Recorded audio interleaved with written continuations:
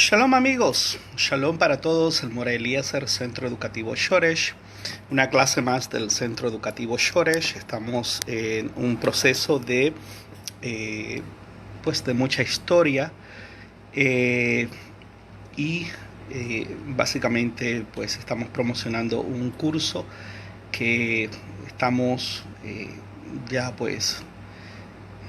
cercano a comenzar. Y le invitamos a todos a que se interesen en este gran material. Es un material muy importante, muy relevante. Y pues vamos a trabajar básicamente eh, pues con, con todas estas cosas. Hoy he estado poniendo algunas cosas, fotografías del imperio persa y del imperio babilonio, con el fin de interesarlos en este gran curso.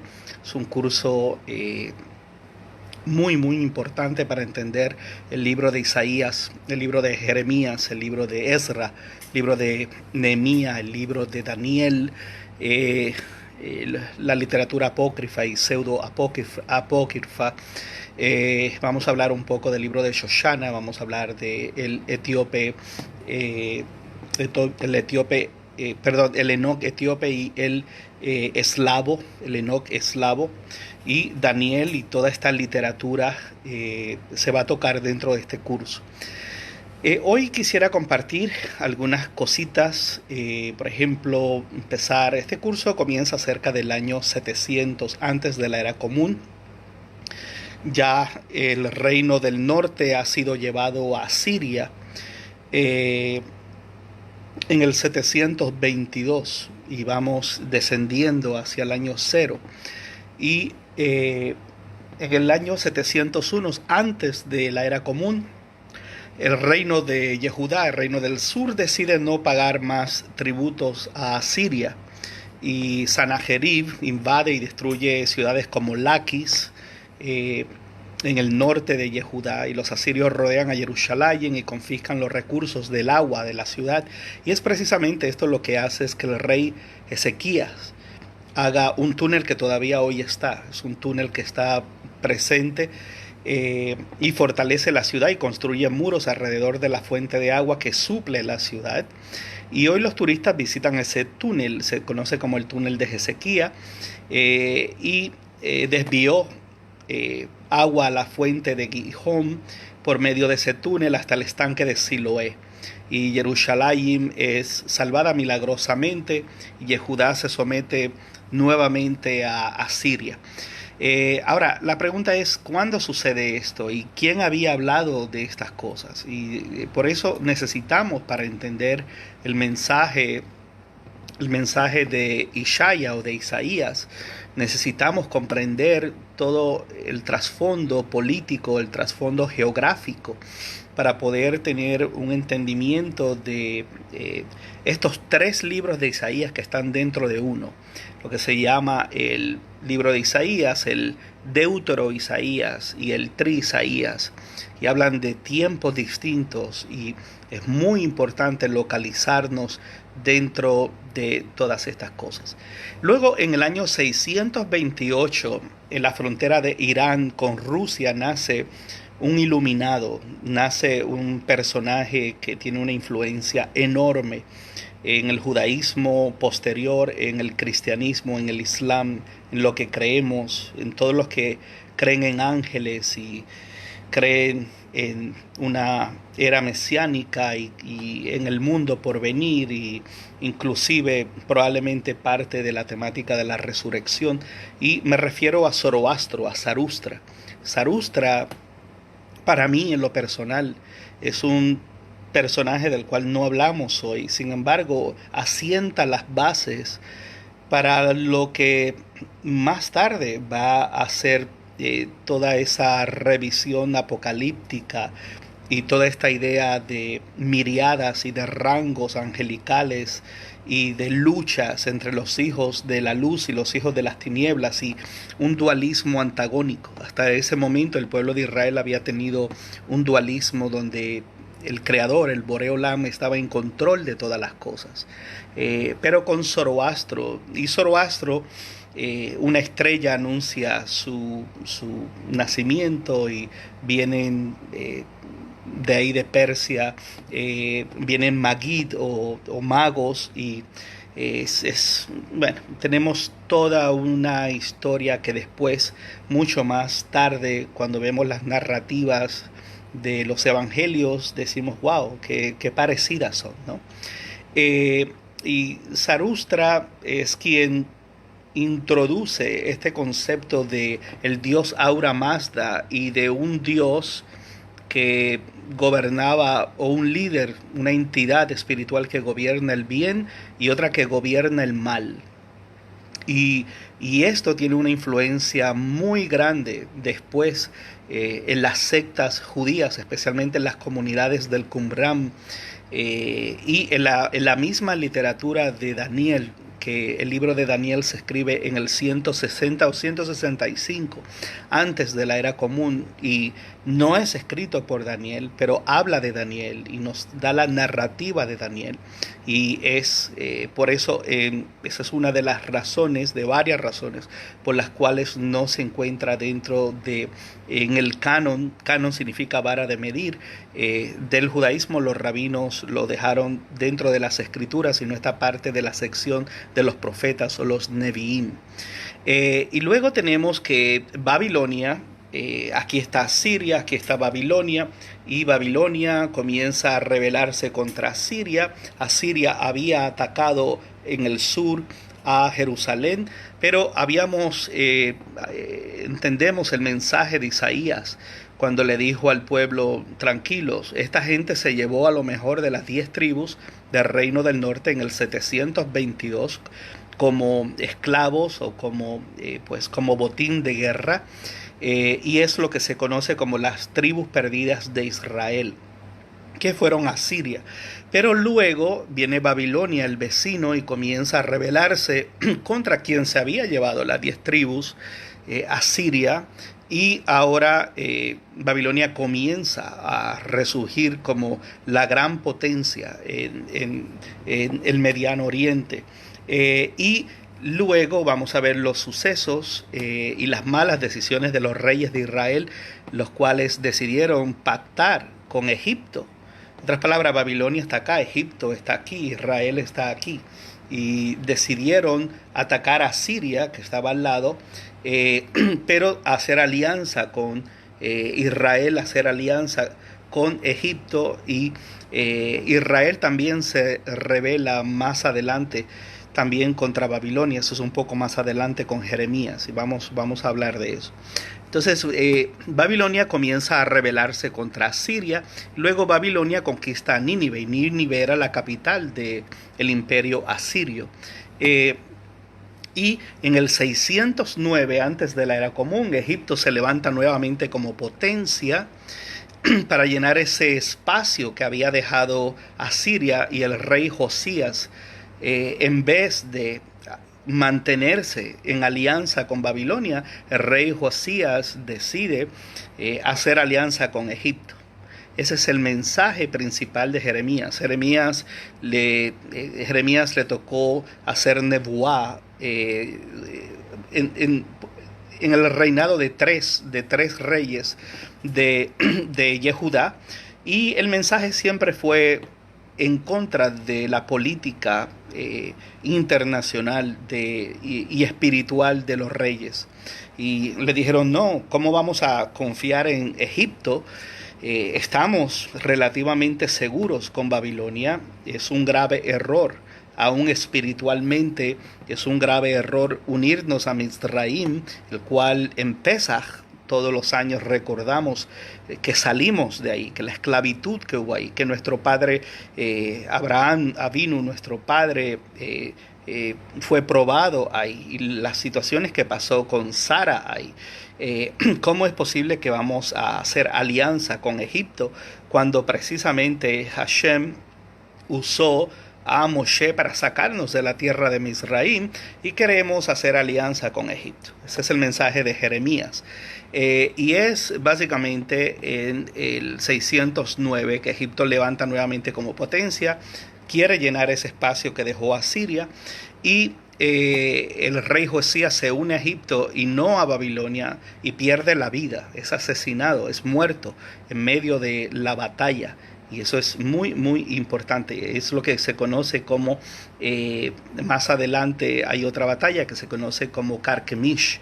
Y esa es una batalla grandísima. Hay una batalla que se da en lo que se llama Har Megiddo, que es lo que luego el cristianismo llamó Armagedón. Har Megiddo está al lado del Monte Carmelo. De arriba del Monte Carmelo se ve un gran valle, una extensión enorme de terreno, y ahí tomó lugar muchas de estas batallas importantes. Israel estaba en el medio de dos grandes imperios, Babilonia y Egipto, uno acá, otro acá, Israel en el medio, y eso es muy, muy importante. Por eso el lenguaje de los neviim, de los profetas, siempre habla del norte, el ataque que viene del norte, del norte. ¿Por qué del norte? Bueno, en el sur solamente venía Egipto, pero el ataque mayormente de Asiria, de Babilonia, y de donde regresó el pueblo de Israel, Babilonia, pero bajo el imperio medo-persa, Darío, con Darío, que es descendiente de Ciro. Tenemos varios Daríos, es un poquito complicado y por eso le puse en el curso una tabla para que pueda ver quién es hijo de quién y a cuál es el Darío que se menciona con Esdras y cuál es el Darío que se menciona con el libro de Daniel, para que no haya confusiones, porque hay un espacio de tiempo considerable. Entonces, tenemos que en el 605 Nabucodonosor II se convierte en rey de Babilonia, el imperio babilonio, derrota a Egipto, ya habían derrotado a Asiria en la batalla de Carquemish y comienza su primer ataque contra Jerusalén, precisamente porque Jerusalén no había sido fiel a Babilonia, y eso es muy, muy importante. Y Babilonia juega un papel súper importante. El judaísmo no fuera judaísmo si no fuera por Babilonia. Babilonia después, siglos y siglos y siglos después, en la era común, y aún en el tiempo de los Gaonim, vemos el Talmud de Bavli y vemos el Sura en Pumbedita, en varias ciudades importantísimas para la comunidad judía que se había quedado ahí en el exilio afuera y no habían regresado con Esdras, Nehemías ni con Zorobabel, y esto es muy, muy, muy importante.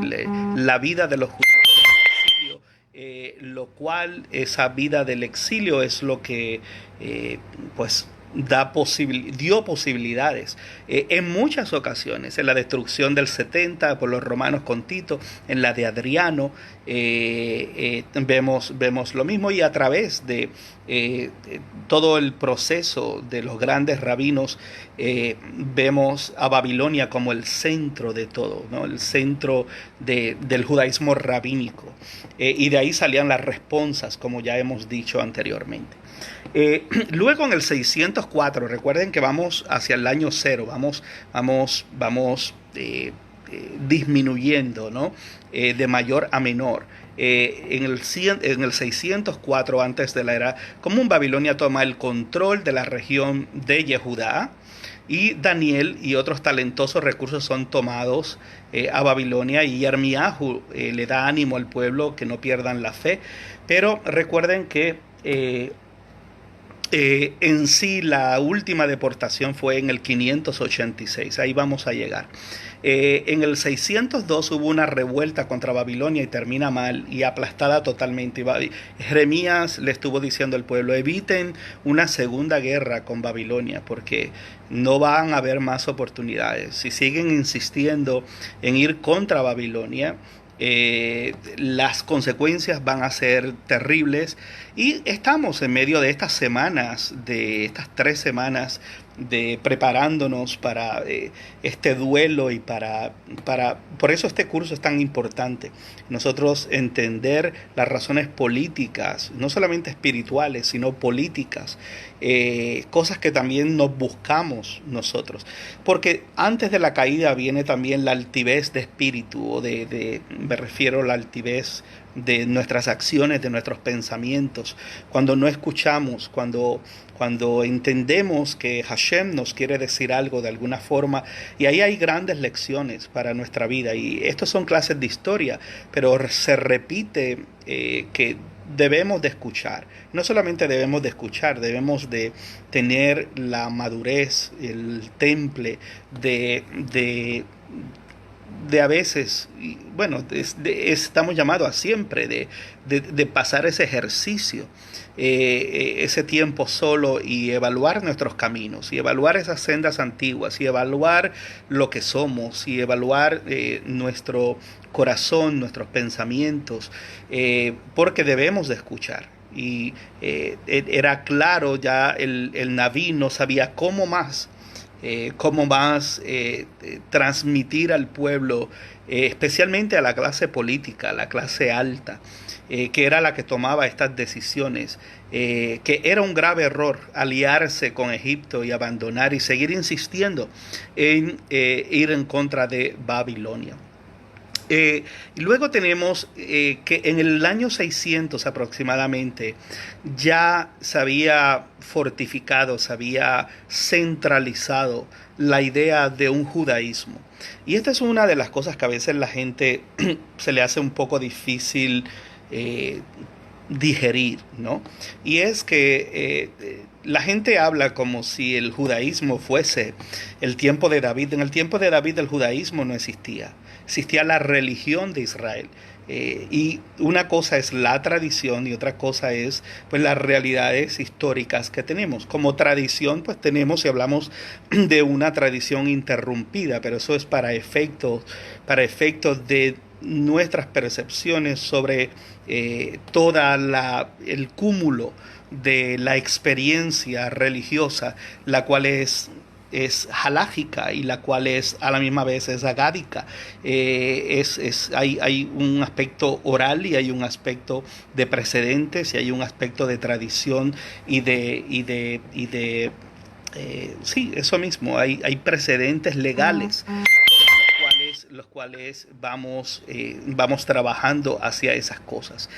Lo otro es que ya para el año 600 se comienza a hablar del término Yehudí o los Yehudim, y de Yehudá y de una religión que se estaba cuajando, ya sin la problemática que hubo en la religión de Israel, la cual siempre estuvimos en ese alto y bajo con distintos conceptos de monoteísmo, pero a la hora de la verdad no había un monoteísmo puro, e inclusive vemos en el tiempo de estos Nevi'im o portavoces preexilio que dicen ya no me llamaréis más Baali, sino que me llamaréis y me conoceréis. En otras palabras, ya se estaba centralizando el concepto de una religión con un monoteísmo mucho más puro. ¿Por qué? Bueno, porque el exilio o nos hace o nos quiebra.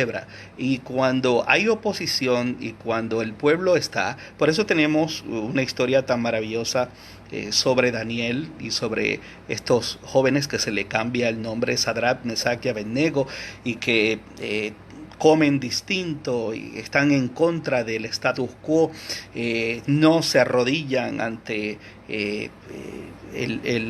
pues a venerar la estatua de el emperador, todo ese tipo de cosas. Detrás de todo eso hay un mensaje, y es ese mensaje que se va ya en el exilio. Es cuando más el pueblo de Israel se puso más celoso. Inclusive vamos a ver después más tarde con Esdra que se despide a las mujeres y a los niños que provienen de mujeres que no son del pueblo, y hay una especie de limpieza y hay una especie de un nuevo comienzo, ¿no?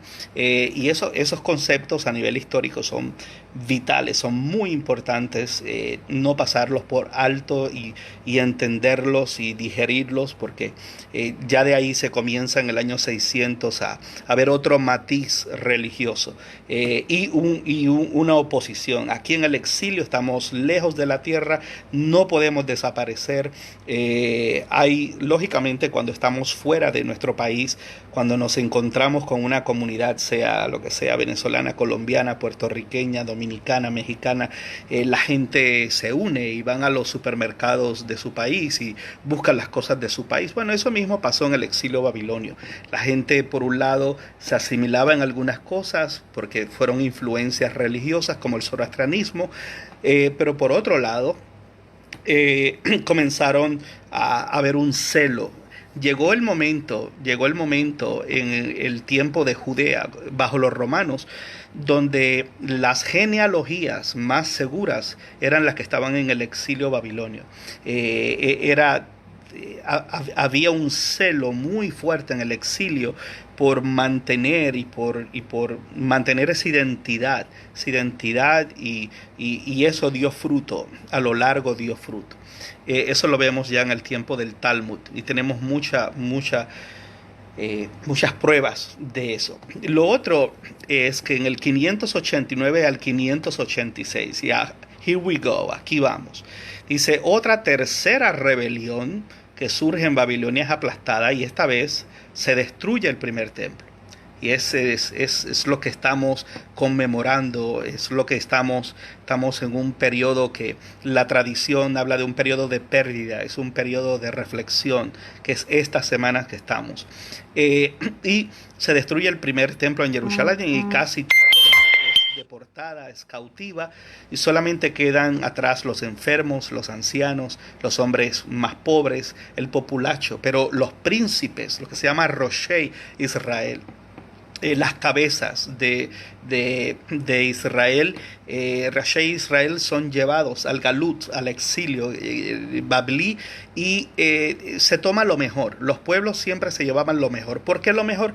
Porque si te llevabas lo más fuerte y lo mejor, las posibilidades de otra rebelión eran mínimas. Lo que se buscaba era asimilar a las personas que tenían recursos, que tenían educación, que podían servir a la corte, que podían ser traductores, que podían aprender la cultura, que podían ayudar al proceso de asimilar a otros que también eran útiles. Así que todo lo que no servía, todo lo que no le servía al imperio, se dejaba bajo tributos y bajo un sátrapa.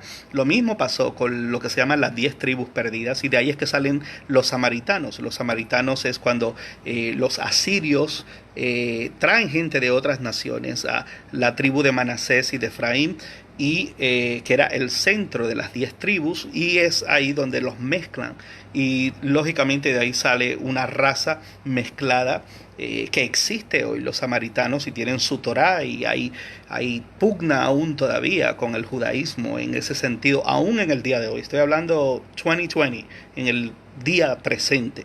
Eso es muy muy importante y no se habla mucho de esas cosas. Y luego tenemos en el 582 que muere Nabucodonosor y el nuevo imperio babilonio comienza a perder fuerza.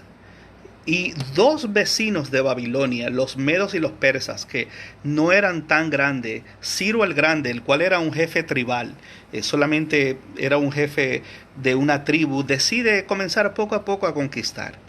Y los medos y los persas tenían mucha afinidad y vieron la oportunidad de más adelante de atacar a Babilonia. Y Babilonia ya había capturado todo lo que era Asiria, el imperio asirio. El que tomara a Babilonia, pues tenía no solamente que había tomado el imperio de Babilonia, sino que había tomado el imperio asirio, y el otro reto que había abajo era Egipto. Y estos dos, desde los sumerios y desde el tiempo de Abraham, ya cuando Abraham llega a Egipto, las pirámides estaban hechas. Egipto tenía el libro de los muertos, las cartas de Amarna se dan un poco más adelante, pero tenía toda esta literatura y era un imperio. Tenía una mitología tremenda, 300 dioses. El faraón del faraón era el hijo de Ra, era hijo de los dioses y había una especie de ideas muy parecidas a las que después se desarrollan en el judaísmo con la Merkabah, de estos carros y estas máquinas celestiales y sentido de una teología de resurrección, de castigo eterno, de tantas cosas. Los egipcios estaban muy avanzados en todos esos conceptos y los sumerios estaban acá en lo que es Irak, básicamente, o desde el Tigris, el Éufrates y todo lo que era eso. Estoy ahora hablando de civilizaciones mucho más antes de lo que estoy hablando ahorita.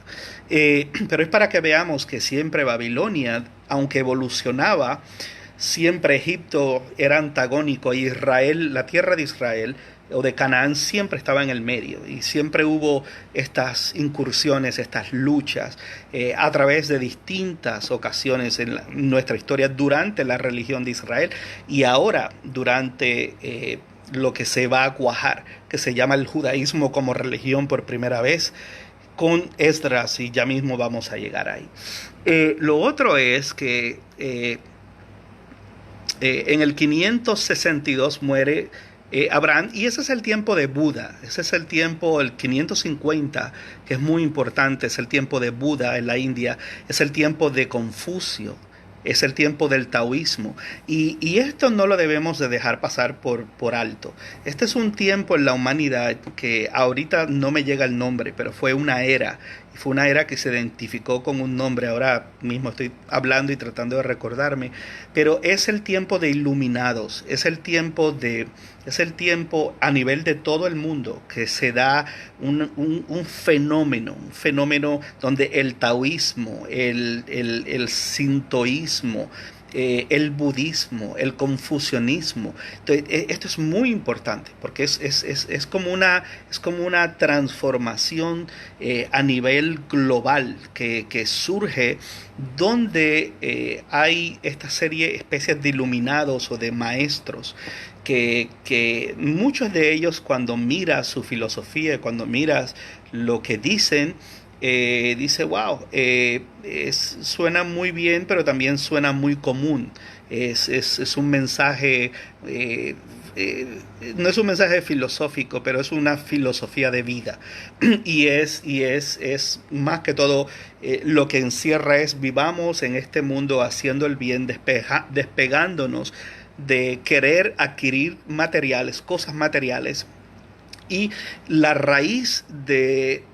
Básicamente, si lo fuera a encerrar en una palabra, todas estas filosofías lo que encierran es que cuando dejamos de codiciar o de querer tener cosas, nos despejamos y vivimos más libres y vivimos más conscientes.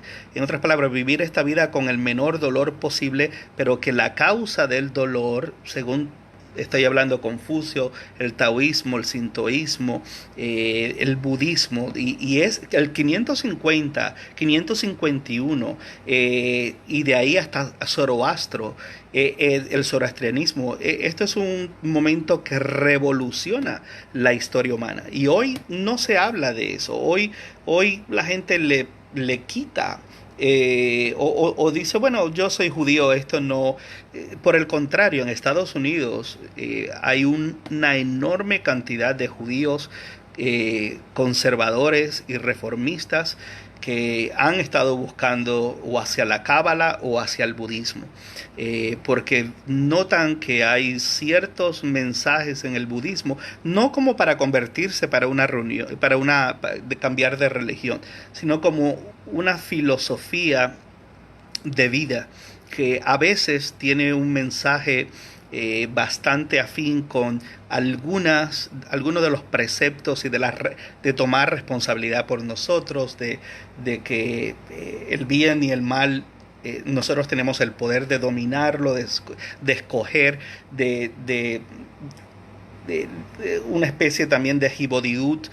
Los movimientos, algunos movimientos hasídicos, inclusive creo que Chabad, han visitado al Lama en el Tíbet, y ha habido mucha afinidad en muchas de las ideologías del Baal Shem Tov con esto, pero eso es otro tema aparte, pero es para que entiendan por qué meto esto aquí, porque esto es muy importante. Esto es un momento, y ahora voy a hablar de Zoroastro, es un momento donde el zoroastrianismo es parte de esa era, es parte de ese momento tan especial y tan fuerte y tan revolucionario en el pensamiento humano, en el aspecto de religioso o de filosofía de vida, ¿no?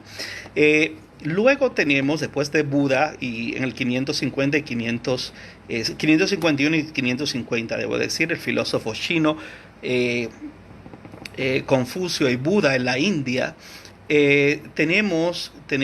Buda, la gente lo pone como chino, pero Buda es en la India. Y en el 539, Ciro el Grande, y aquí es que vamos, del cual Ciro es un personaje, voy a hablar bastante en el curso de Ciro, porque Ciro transforma el concepto del Mesías. Y hoy el cristianismo ve el concepto del Mesías dentro de la cristología, no dentro de lo que el judaísmo visualiza y espera de lo que es un Mesías. El primero que hace esa transformación muy fuerte de crear junto con más adelante quien conquista el imperio medo-perso, que es Alejandro, del cual hablamos ayer. Alejandro el Grande es el primero que quiere unificar el mundo y hacer un mundo de paz, sometiendo a las naciones, pero quien primero reúne 30 pueblos, 30 lenguas, y respeta su religión y sin querer, podríamos decir, crea este ambiente por 200 a 250 años de poderío, y donde básicamente no hay ya más guerras, y lo que hay es una representación muy distinta a lo que hacen los romanos después. Los romanos querían asimilar y hacer la gente romana. Alejandro quería helenizar al mundo. Los persas no, los persas lo que querían era estabilidad, querían rey de reyes y señor de señores, querían un rey que gobernara el mundo, y por eso con ellos es que nace el concepto de rey de reyes y señor de señores. Y Ciro nace, conquista a Babilonia, y el exilio babilónico nace. Ahí es que en el exilio babilonio nace la sinagoga, como un centro comunal, como lo que se llama Beit Knesset, una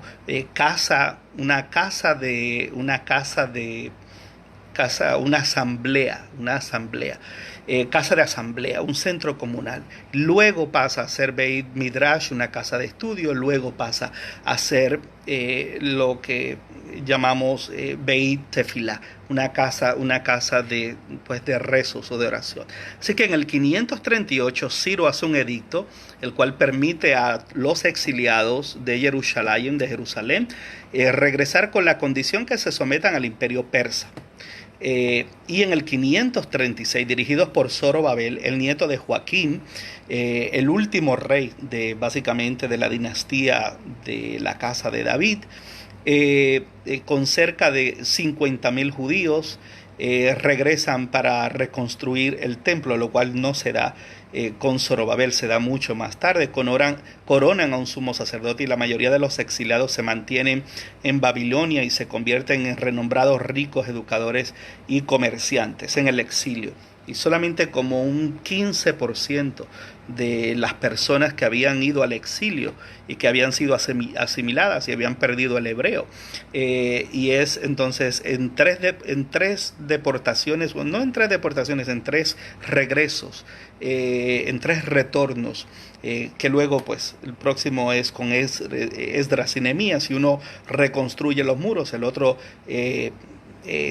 después que varios profetas después del exilio le dan palos y palos a la gente, le dice: las casas de ustedes, los jardines, todo está muy lindo, pero la casa del Señor, la casa de Adonai, está en ruinas, que es lo que les pasa a ustedes, y los llama, y ahí tenemos un periodo histórico un poquito con neblina, porque hay entre los eruditos un debate entre Darío II y Darío III, sucesor de Ciro el Grande. Entonces tendríamos que, ahí hay un asunto que está en debate, y unos eruditos dicen que tienen pruebas de un lado y otros del otro, pero a la hora de la verdad lo que sabemos es que después del edicto tomó alrededor de unos 40 a 45 años. Tenemos una fecha del 515 aproximadamente, donde el templo se dedica, el segundo templo. Pago mayormente, es irónico, pago mayormente por Ciro el Grande. Es una gran ironía, ¿no? ¿Por qué? Bueno, eso lo vamos a ver cuando entremos en el zoroastrianismo, porque él era servidor de Aura Mazda. Sin embargo, tenemos historiadores como Herodoto que hablan como si, y en el mismo libro de Isaías se habla como si esto hubiera sido una profecía de que ese niño habría de nacer, y que indistintamente de que su religión era el zoroastrianismo. Y lógicamente pues tenemos ese aspecto espiritual o ese aspecto religioso paralelo a una realidad de lo que fue su vida, y todo basado en las acciones que hizo y en los edictos y en la participación monetaria para que, y algo muy importante, ¿se acuerdan de los samaritanos que habíamos hablado? Bueno, hubo un periodo de 15 años de donde todo se estancó por la lucha, las calumnias de los samaritanos, que no querían, primero querían participar y luego querían sabotear, y como no se les permitió participar en la reconstrucción, fueron con chismes al imperio persa. Y bueno, esto es una historia, la vamos a ver con detalle, es una historia fascinante, donde hay altas y bajas, pero al final de todo, no solamente Ciro, que ya había muerto, sino sus seguidores honraron el decreto de Ciro, y tenemos el nacimiento del judaísmo del segundo templo. ¿Y qué significa eso? Bueno, eso no es tan fácil como decirlo así porque así. El hecho de que tengamos un templo y un sacerdote no quiere decir que a eso específicamente nos referimos al judaísmo del segundo templo. Cuando hablamos del judaísmo del segundo templo, tenemos que hablar ya de una teología, de una ideología, no solamente de una restitución de los sacrificios y todas estas cosas, sino que ahora veníamos con la mente cargada de nuevos conceptos. Y ahí entonces, a la medida que vamos avanzando en ese judaísmo del segundo templo, vamos viendo sectas, partidos religiosos, luchas religiosas. Ahí encontramos los asmonios, luego encontramos la dinastía herodiana, vemos pactos con Pompeyo, invitamos a los romanos a que, porque total ya se estaban acercando también los romanos, y en medio de todo eso está la Septuaginta, está el Targum, está Alejandro el Grande, está Alejandría. Hay un mundo enorme de influencias y de cosas que como judíos debemos conocer, porque son la base. Y en el Talmud, realmente si queremos en el Talmud tener un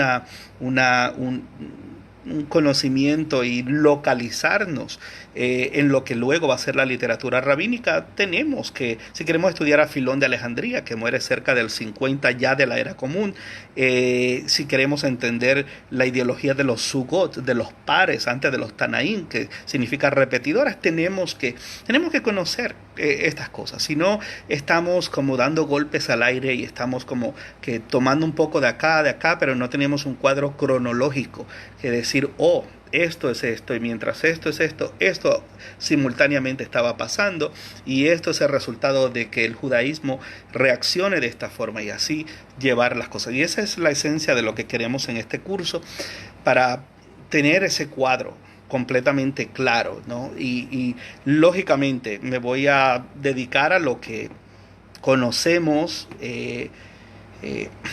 No estoy tomando mucho el texto bíblico, estoy tomando más el texto académico para que pues tengamos un poco más de peso entre la arqueología, la literatura, la filología. ¿De dónde sacamos estas cosas? ¿Cómo se reconstruyó esto? ¿Qué son los cuneiformes de las tabletas de barro? El tel de Chambray en el 1930, ¿qué nos dejó antes que Irán cayera dentro de toda esta terrible revolución islámica y una teocracia islámica?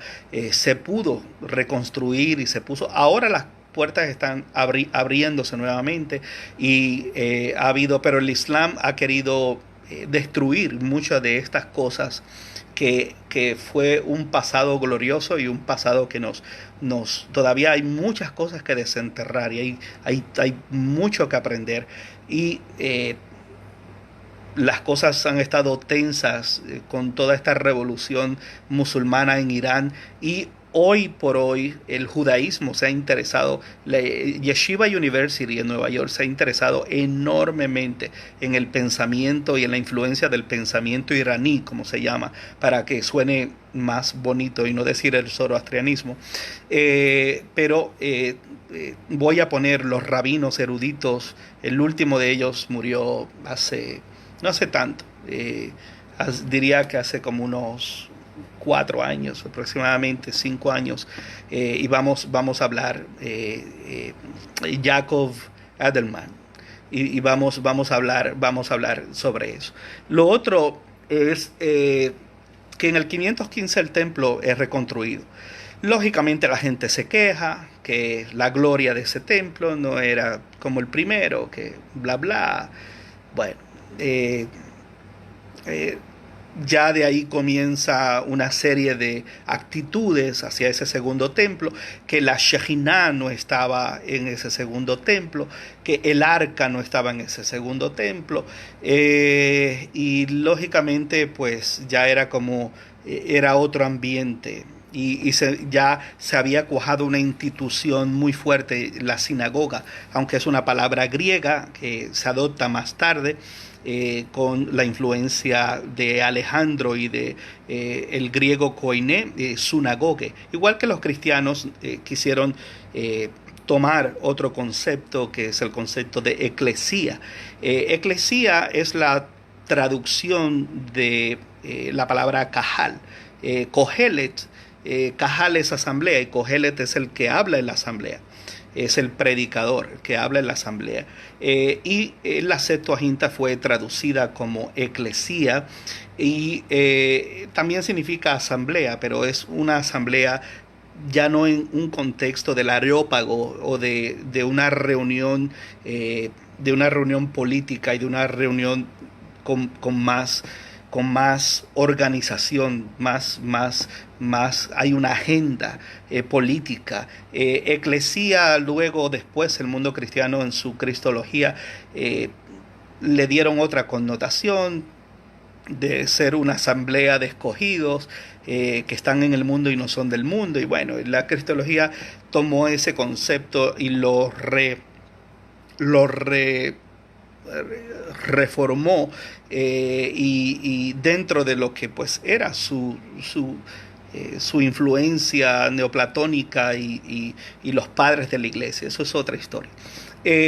Luego aquí tenemos algo pero que muy importante, que es que el mismo tiempo que se dedica al templo y el templo, tenemos templo, ese mismo tiempo, ese mismo año básicamente, es cuando se constituye Roma como un preimperio.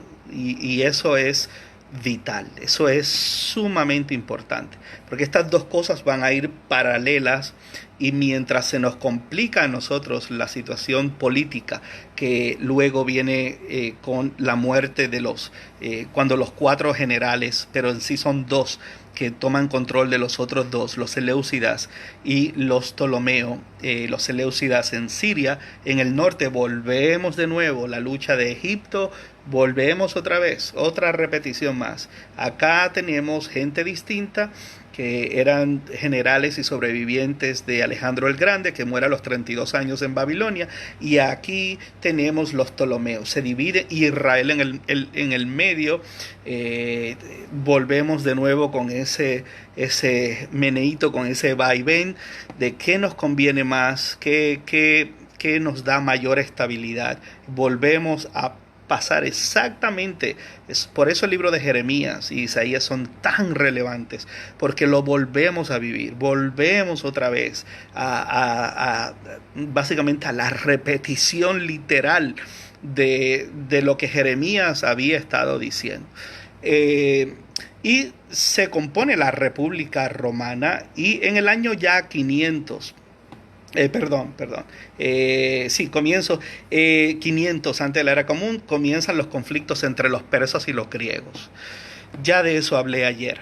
Eso hablé de que Alejandro de Macedonia, hijo de Filipo, a los 16 años sale a conquistar, a libertar en lo que hoy es Turquía. Este es el mar Egeo, y aquí está toda esta península griega, y está Éfeso, y acá está Corinto, pero al otro lado del Egeo, que es acá Turquía, en la orilla de Turquía, que es lo que después ahí nace el cristianismo, lo que se llamó Asia Menor, y lo que Pablo funda las iglesias de Tiatira, Esmirna, Pérgamo, ¿cuál es más? Filadelfia.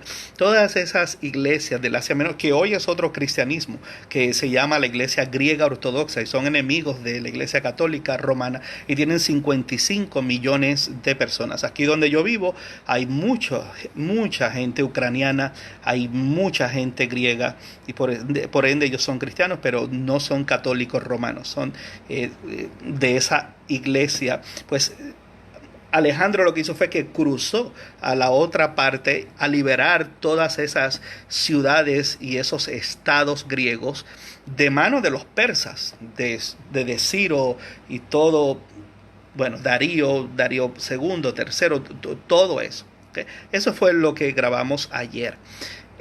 Así que estoy dando gran parte de esto del curso, pues para que se interesen, porque esto es súper interesante.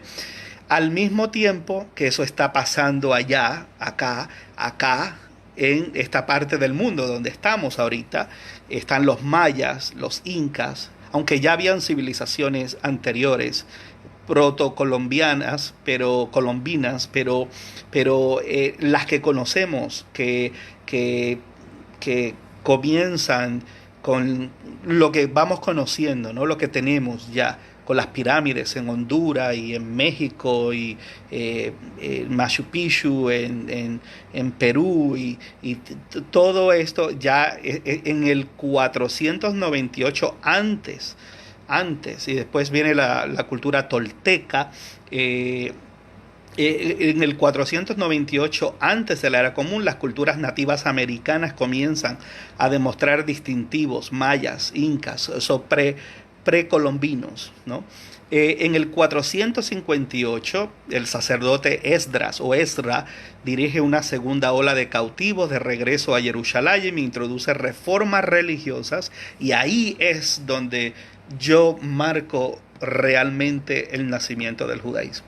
Cuando se establece que los agricultores en la tierra de Israel iban los días lunes y jueves, iban a llevar sus cosechas, y por primera vez el pueblo tiene acceso a escuchar la Torá, a estudiar Torá, a que haya todo una secta de soferim, de escribas, que comiencen a hacer estos cifrei Torá, estos rollos, o en plural, cifrei Torá, o lo que es singular es Sefer Torah, y ya se comienza a desarrollar la amidá, la oración de pie de una forma. Ya sabemos que el llamado al servicio en la sinagoga comenzaba no con Pesukei de Simra y con todo lo que tenemos, sino con el Barejú et Adonai Hameboraj, y la gente decía Barejú et Adonai Hameboraj Leolam Vaed, y ya la gente sabía que el servicio iba a comenzar. Y es fascinante ver que aunque no había sidur, aunque no había todo, pero ya se estaba desarrollando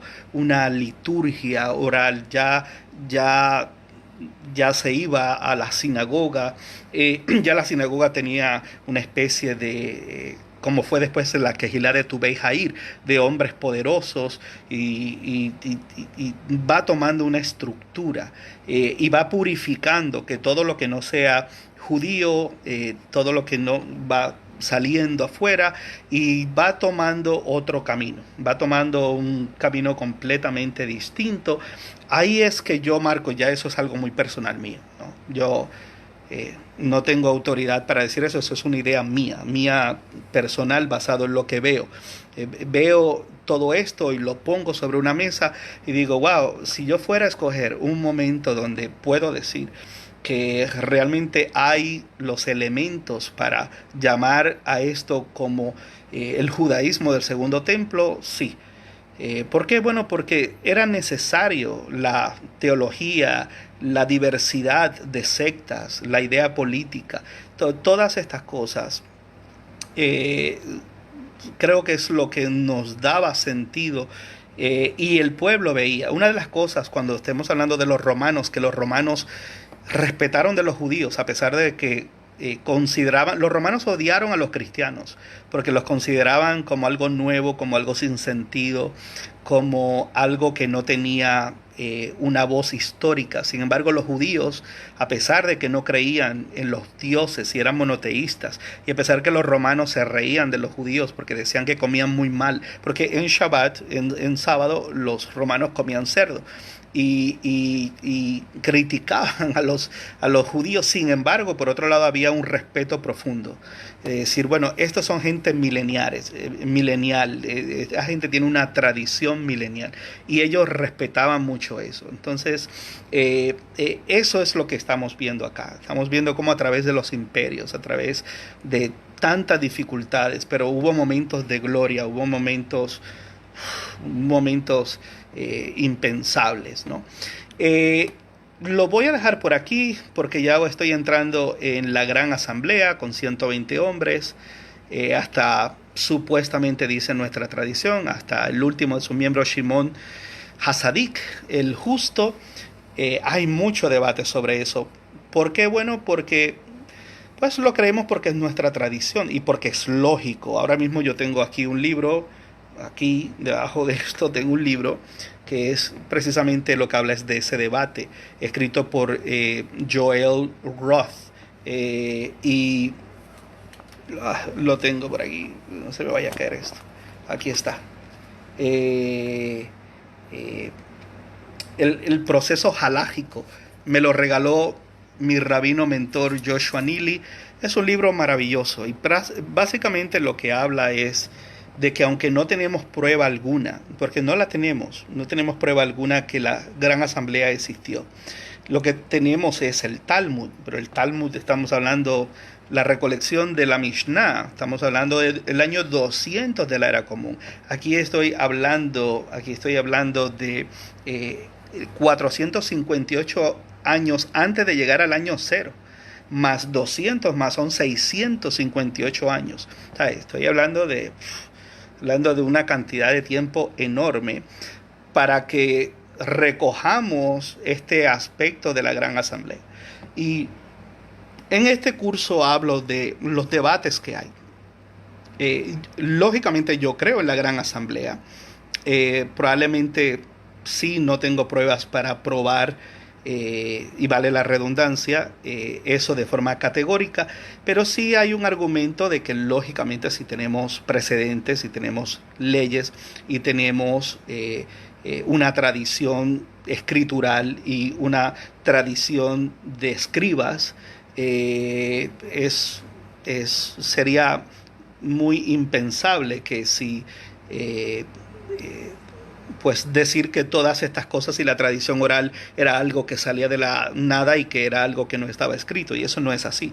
Tenemos pruebas que inclusive en Jerusalén había una especie de especie de lo vi en una maqueta grandísima de Jerusalén y ahora se me fue la palabra, pero era una especie de lugar legal donde habían miles y miles de pergaminos clasificados en estos cuadros de madera puestos y básicamente los abogados y las cortes y el Ad Din, el padre de la corte y todo, había, o sea, esto no era solamente que se sabían todo de memoria, sino que también habían casos, y ahí está la influencia romana también y griega en todo esto, dentro del mismo judaísmo. Entonces, cuando hablemos de ese asunto de la gran asamblea y de cómo es ese proceso y de dónde los rabinos sacan esa autoridad y cómo toman esa autoridad, es fascinante. Este libro básicamente eso es lo que habla. Dice cómo se dio el proceso de darle esa autoridad a los rabinos y cómo surge este proceso legal, ¿no? Que es el mismo que tenemos básicamente hoy. Hoy tenemos abogados y en esencia después de aquí va para acá, aunque me estoy saliendo del tema porque eso no es de este curso, pero creo que es un tema maravilloso, es un tema que en otro curso lo pudiéramos abarcar un poco más y ver los debates y ver la esencia de por qué decimos que esa tradición es interrumpida, ¿no? No porque lo diga el Pirkei Avot, o no porque lo diga fulano de tal, sino porque realmente podamos poner 2 más 2 es 4 y 4 más 2 es 6 y así literalmente buscar un medio basado en lo que tenemos, en lo que sabemos y de ahí llegar a unas conclusiones. Me voy despidiendo. Esto va a sonar fuerte. 440 se escribe la Torá siendo finalizada y canonizada por Esdras y Nehemías. Híjole, eso es una bomba. Bueno, ¿qué nos referimos con eso?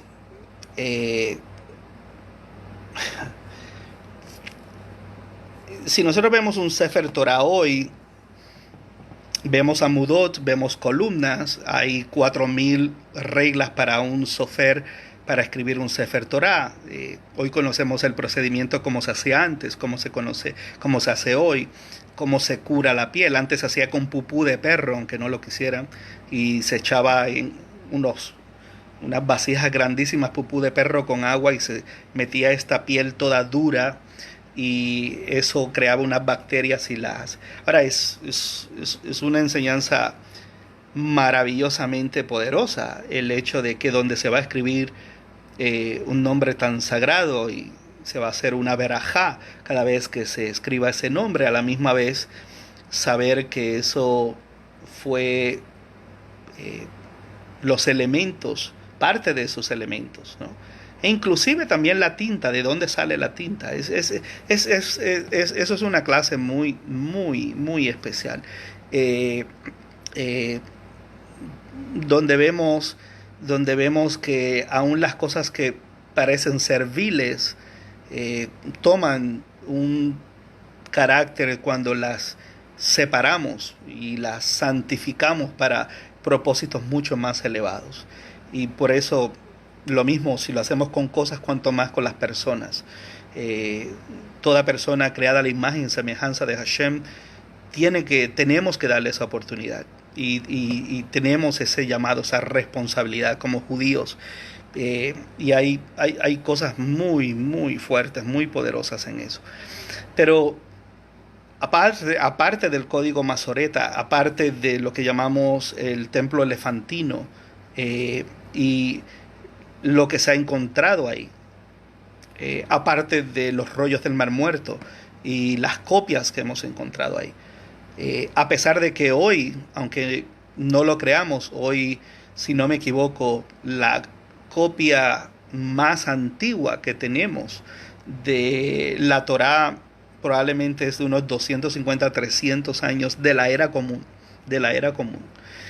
a pesar de que tenemos toda esta tradición de a mano ir pasando todo esto, ¿no? Estamos lógicamente una cosa, vamos copiando lo mismo y copiando lo mismo y copiando lo mismo, pero que hayamos encontrado manuscrito más antiguo que tenemos y lo podamos cotejar de la Torá, estoy hablando. Estamos más o menos por esa fecha. So, lo voy a dejar ahí porque estoy destapando una caja de Pandora que habría muchísimas cosas que hablar. Y si sigo hablando y las dejo sueltas, se pueden prestar a malinterpretaciones. Pero llegamos hasta el 400, que nace antes de la era común, antes del año cero. ¿Okay? Nace la gran sinagoga. Esto es un tema que me encanta. La gran sinagoga, que Alejandría fue fundada y fue creada por Alejandro el Grande con tan solo 13 años de gobierno. Y lo que Alejandría, vamos a hablar bastante de Alejandría. Alejandría es una cosa súper poderosa, súper maravillosa, con una influencia enorme, tanto en el judaísmo como en el cristianismo temprano. Es ahí que nace la gran sinagoga, que era una imitación del templo. Y Filón de Alejandría fue presidente de esa gran sinagoga. Y mientras eso pasaba, tenemos la gran cultura zapoteca de México, que dura 11 siglos, 11 siglos. Así que yo voy tratando de llevar el curso integralmente, ¿no?, de lo que está pasando en el mundo y lo que los judíos estamos haciendo, lo que está pasando ahí en nuestro mundo y a la misma vez en otras partes del mundo, eventos muy, muy importantes. Bueno, este curso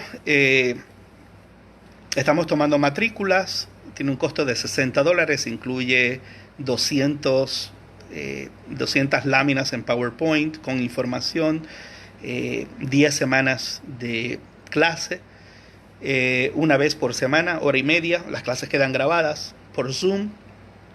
Es uno de, bueno, siempre decimos lo mismo, ¿no? Siempre hacemos un curso y tratamos de el próximo hacerlo mejor que el primero y decimos que este es el mejor y de verdad lo hacemos de corazón, pero es que tratamos de que eso sea así, de que cada vez la experiencia sea más audiovisual, sea mejor. Una más. En el 400 nace el segundo templo y la sinagoga compite con el templo, y eso es maravilloso. Ver cómo el templo y la sinagoga competían, al punto que llegó a haber 480 sinagogas en lo que se conocía el área de Jerusalén. Imagínense, en cada esquina había un kiosco, en cada esquina había una sinagoga. Y cómo eso competía. Solamente el templo le ganaba en las fiestas, en los momentos.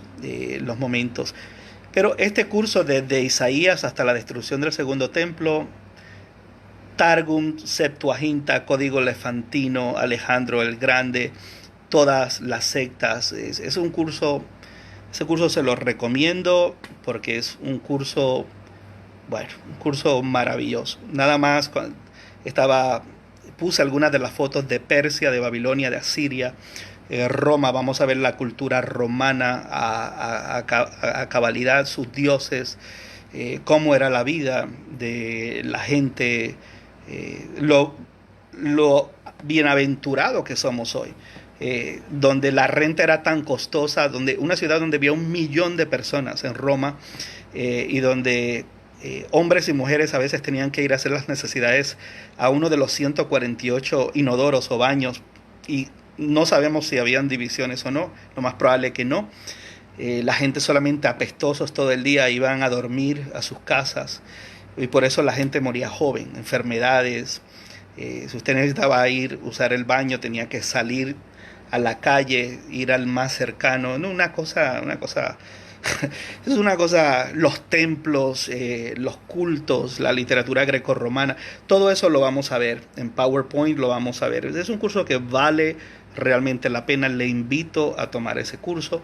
Es un curso, yo diría que único. Hemos tomado toda esa información y la hemos puesto en forma audiovisual, de una forma que la gente lo pueda captar. Así que imagínense, desde Isaías hasta la destrucción del segundo templo, la cantidad de información bíblica que hay es inmensa.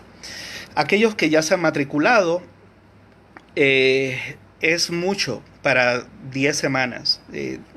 Por eso ya pronto vamos a comenzar a enviarle material para que vayan adelantando y contestando preguntas, porque de otra forma no hay forma de cubrir todo eso en 10 semanas.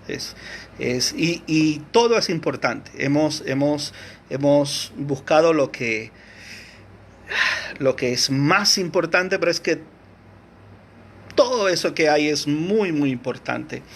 Y es algo que debemos conocer. Si queremos un buen entendimiento de este periodo que los cristianos le llaman el tiempo intertestamentario, y es la base teológica de lo que tanto el judaísmo y el cristianismo creo, y la resurrección del Gehinnom, el Sheol, vida después de la muerte, cómo surgieron todas esas ideas fariseas, cuando en sí el gobierno religioso de Israel, los saduceos, no creían en nada de esas cosas. ¿De dónde salen todas esas ideas? ¿Cómo evolucionan? Israel no creía en eso. Eso es algo que surge así como una expresión entre muchas. Los más que se acercaban eran los escribas y algunas comunidades esenias, y los esenios y los esenios impactaron el cristianismo enormemente con las ideas del fin del mundo. Y vamos a hablar del Apocalipsis de Isaías, el Apocalipsis de Barak, el Apocalipsis de Enoc, el Apocalipsis de Abraham. Tenemos una cantidad enorme de apócrifos y pseudoapócrifos que luego impactan el